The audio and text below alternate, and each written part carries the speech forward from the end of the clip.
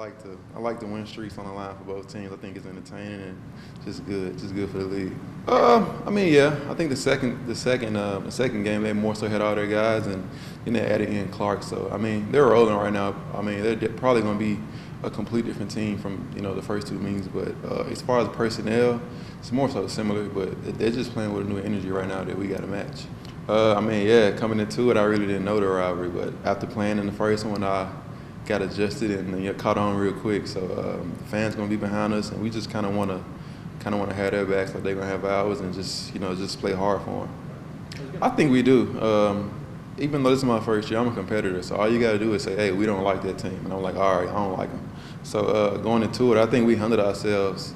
Like the first game, we was locked in. They did some things like the guy trying to step over Sam, and you could tell it was a rivalry. But I think us as a group, we did a good job of just going in there playing basketball, staying focused, and not feeding into all the extra stuff that comes along with it. So that was one thing that caught my eye about this rivalry, how we kept our heads both games and just played basketball.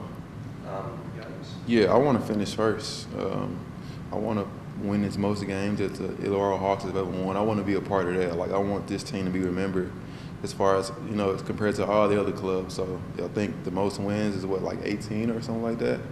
I want to get 20 wins. Like, I think that's my mindset. That's our mindset. We're not planning to make the four. We're just trying to win every game. A couple of weeks ago, we would probably went through the schedule and said, okay, we want to get 4 out of these 6 or 4 and 3. But I think now the attitude is to win out and finish this thing at the top. I think that's all I go now. Yeah, Chase Brief is pretty cool though. I don't got any problem with him So I think I'm just gonna stay focused and I think it's just gonna be a competitive game. So.